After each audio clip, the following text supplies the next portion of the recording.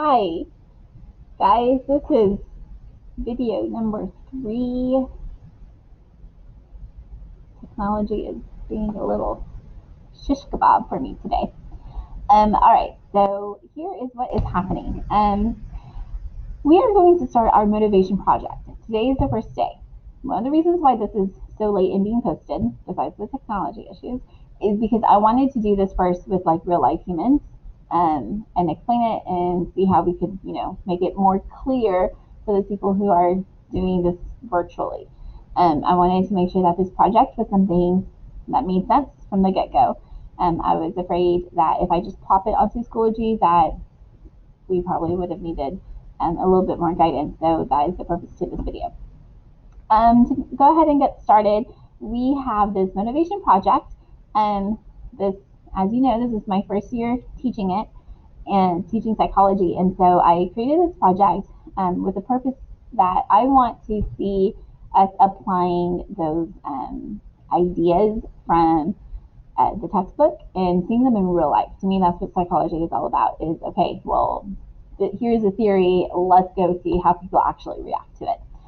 What we're going to do is take a theory that we learned from Monday, and we are going to start motivating people to complete a new habit, to do a new activity. So the purpose to this project is to conduct 2 separate experiments. That's the goal, with a subject. It could be the same person or it could be different people, and to see which theory of motivation is the most efficient. Obviously, there are going to be many factors that are going to influence whether or not a person is going to, step up to the plate and complete the goal that we are going to set. But those are things that will need to be discussed about towards the end of the experiment.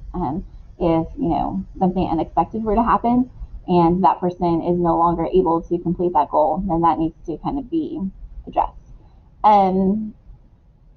When I created this project, I gave it to some colleagues to look at, some people who have taught psychology in the past, and all of them, many of them, they said not to do this, and they said that since this is COVID, and that we have virtual students, that we should not have any projects.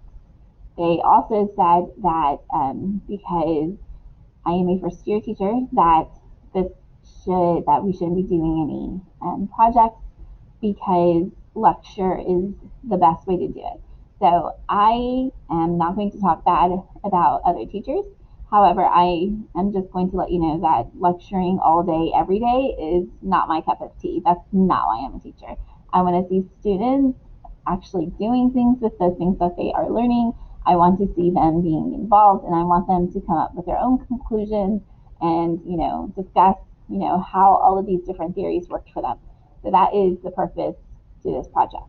Okay, so let's go ahead and look at it.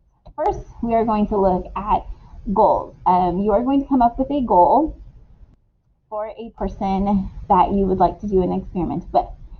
The person that you choose does not. It could be your grandma. It could be your Auntie May. It could be, a friend. It could even be a sibling. Whoever it is, you have to talk to them every day. Okay. When the experiment starts, you are going to be expected to motivate them every day. You have an action to do every day, and then you have to record their actions. So if you are going to motivate them, then you need to record, like write down. We're going to have a little journal diary talking about it. You have to write down what you did to motivate them, and then you are going to record and tell me whether or not they did it. So there you go. Okay, that's what tomorrow is really going to be based off of. But you kind of need to have this in mind as you are building your goal. So whoever this is for, I personally would write 1 or 2 goals and then go to the person and be like, hey, I need your help. Can you do this? And then let them choose which goal they would prefer. And then, you go from there. One important thing about your goal is that it needs to be measurable and observable. So I know some of us might say that we would like to, build a friend's self-esteem. That's great and that's wonderful. However, I cannot measure, you would not be able to measure their thoughts or their feelings. So it's whatever goal you have needs to be set up that there is an action that they do in order for them to, fulfill that goal. So if you wanted to work on self-esteem building, what action do they need to do every single day, that they could record and show you that they've actually worked towards that? Okay, so that might be a little bit harder to do, and you're just going to have to think about that. And your goal has to be healthy and positive for the subject, and it must be legal and school appropriate. So no one is going to, encourage for Susan to skip school because that could be harmful and that is not legal. So whatever you are choosing, it needs to be healthy. And your goal, while you are going to do it due tomorrow by 12 p.m., it needs to be, you're going to attach it into this PowerPoint. You are going to, I am going to approve it. So between that time, I will probably look at your PowerPoint and leave you like a little message and say, what needs to change. In class, one of the biggest issues was just making sure that it was measurable and observable, something that they are doing every single day, and it's something that you are able to, like, either they did it or they didn't. Okay, something that you're able to record your data. My example is I will encourage John Doe to study every day for his WAP test to earn a higher grade than previously obtained. To measure this, Johnny will create study aids during his study sessions to measure and track activity. So this really is going to kind of help me record my data. I am going to see Johnny, and I'm going to see if Johnny is going to, did you make your flashcards for Monday?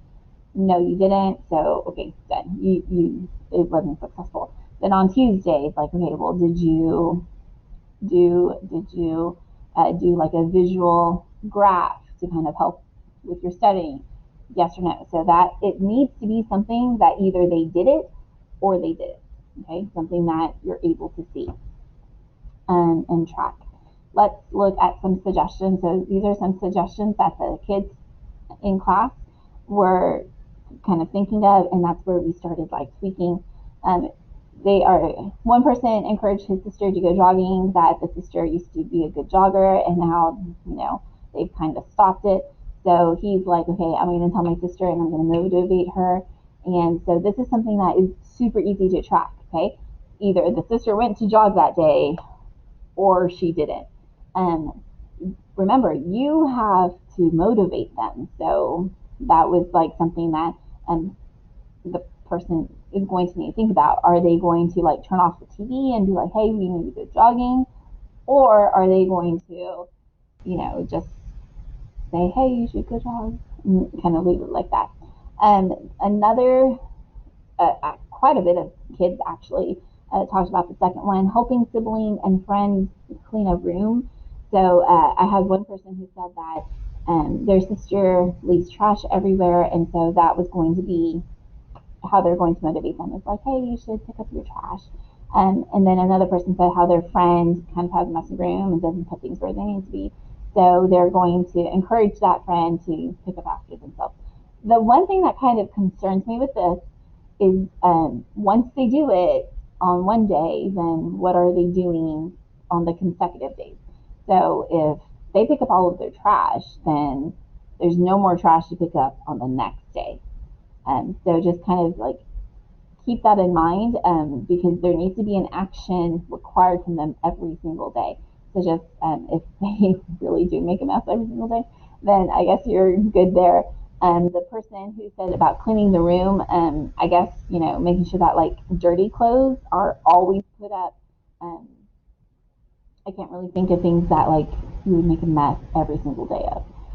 So just like as you are building your goal, be very specific, in those terms, so that you have something that you could track. Okay, because you don't want to put yourself in a position where, okay, well, I had one girl who said, maybe if they got a job. Well, if they got a job on day one, then you're not measuring anything from day 2 to 5, and then that's where you're going to lose your credit. Schoolwork. I had actually 2 or 3 kids in class who said that they're going to encourage their friend to make sure that all of their schoolwork is done. That's perfectly fine. But try and limit that to one class. Okay, that's if you're looking at all 7 classes, that's a lot to juggle. So try and limit it to one class, and that's going to be something super easy. Like you could just log in with them, and either they turned in the assignment or they didn't. So something that is definitely going to be easy to track. Okay. Now the consent, which is super important, especially if we're talking about submitting assignments. If you are the subject must be aware of the experiment and give written consent. After having a goal approved by me, the teacher, you need to create a contract of permissible activities that will be incorporated into the experiment. So for you virtual kids, personally, you should have the consent done with your goal. And I will probably, tell you that you might need to tweak your goal, and then from there you just kind of tweak your consent form and then still get it signed. Okay. I am more concerned about your consent form being created. It does not need to be signed yet until the experiment begins. Okay, so I am just more focused on having it created. I am not right now. I do not expect for it to be signed, but it does need to be signed when the experiment begins. Okay. All participants must be at least 13 years of age with legal guardian consent. If it is your sibling, I am pretty sure your parents will be willing to sign off on that. Okay, but that consent is going to be very important because that is going to be a major concept when we're talking about just psychology in general. You're not going to go and provide therapy to somebody unless they show up and unless they're there with and you have permission to do it. Okay. All right, let's look at these consent forms. So you have some requirements. You need to talk about the time frame, which is going to be 5 days. You are going to talk about activities to expect, purpose of research, potential risks, and what factors might include to disqualify the subject to continue participating in this research. So all of these kind of needs to be included in what you are doing. So remember my goal is that I'm going to encourage John. I am tracking him by him creating these studies. Okay. So with my goal in mind, I am going to go to my consent form, and this is what I created for that.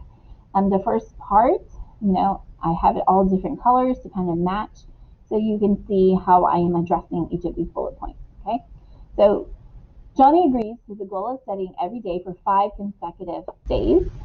Johnny will need to create flashcards, graphs, and other study material to show he studied. So that is activities that they can expect. That I'm being crystal clear. Hey, this is what I need you to do if you're going to participate in this experiment. Purpose of this research is to see if motivating Johnny's study would increase his scores on his WAP test. Okay. A potential risk for Johnny is having to share with me the test score for the sake of accurate data. So at the end of it, if Johnny made a 40 on that test, he's still morally obligated to tell me that either he did good or he didn't do good. Okay. Maybe he doesn't need to tell me the grade, but he does need to tell me if he got a passing grade or if he got an A. So that might be something that you need to talk to them beforehand, because if Johnny gets a 40 and he's super embarrassed, then maybe he doesn't want to tell you. Okay. And that's a conversation you need to have before you start the experiment. Otherwise, your entire experiment is a waste of time, and then you're going to have to redo everything, and that's going to really stink. And then finally, that last bit, Johnny might become disqualified from this experiment if he is taken out of town for a family emergency, or if he chooses to drop WAP during the time of the experiment. So if the whole point of this is for him to study, well, if he is traveling, he may not be able to, especially if it's a family emergency. And if he drops WAP, then he's probably not going to take the test, which means I'm not getting my results. Okay. And I have a place for the signature and the legal guardian, just in case. As you are looking at this, like I said, this is the portion that I need finished by tomorrow at 12 p.m. Once you start the experiment, you are going to go ahead and do this.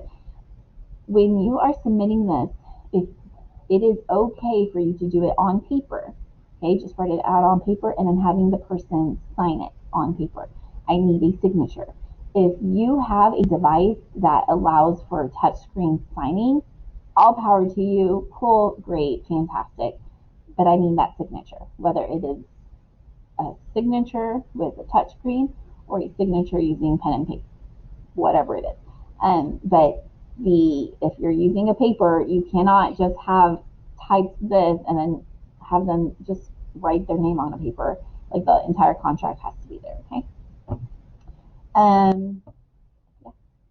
So tomorrow, what you will be doing is kind of choosing a theory, which which motivation theory you want to use, and then you are going to follow that theory, and then you are going to build like a daily journal. What is your activity to motivate based off of that theory?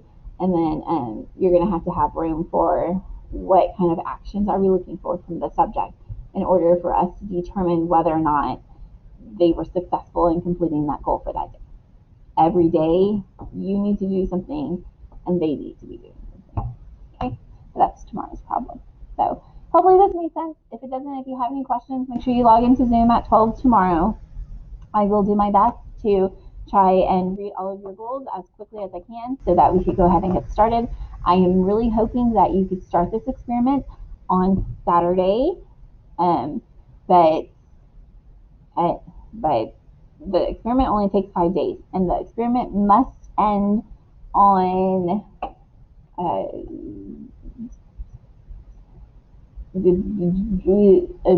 October 25th. Okay, so you should have 2 Saturdays, 2 Sundays, and then you have Monday through Friday.